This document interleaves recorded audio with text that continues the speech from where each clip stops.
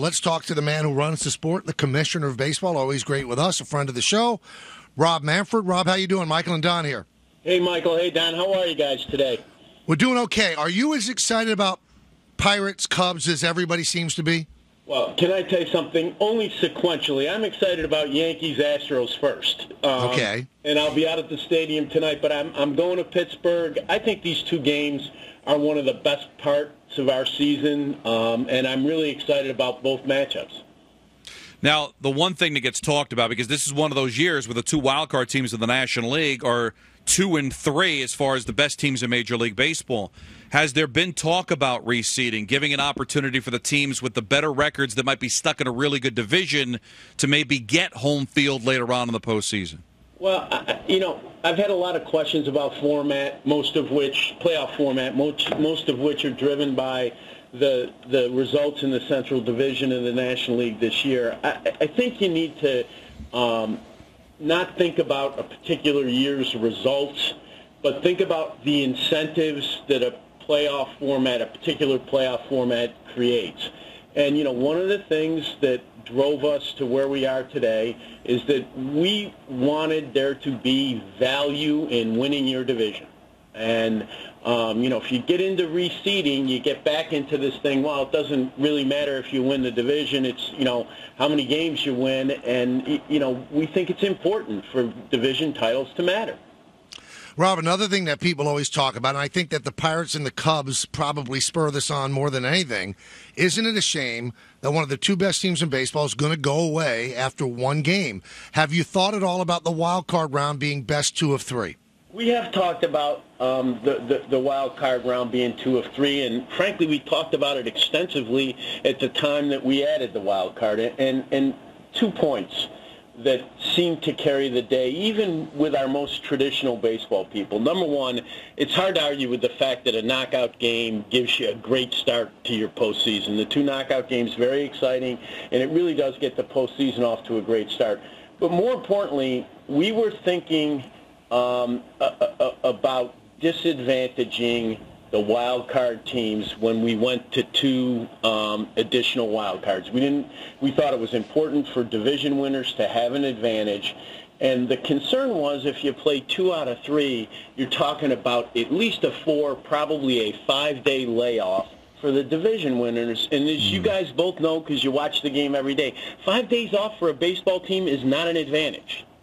So we ended up in the format that we ended up with because we thought it made the division championships more important, and it disadvantaged the wild cards. Some complaints from Met fans about the start times on Friday, especially Friday being 9:45.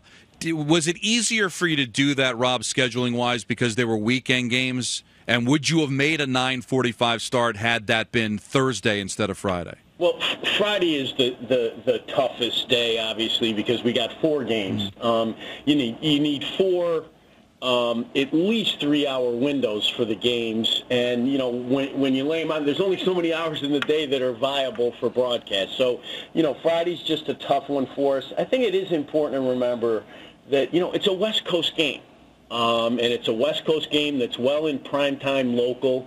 I think there's a little bit of an East Coast bias on this issue that, we ought to get all of our games, whether they're at home or on the road, during, the normal primetime window. And I think it is important to remember that we got the whole rest of the country out there.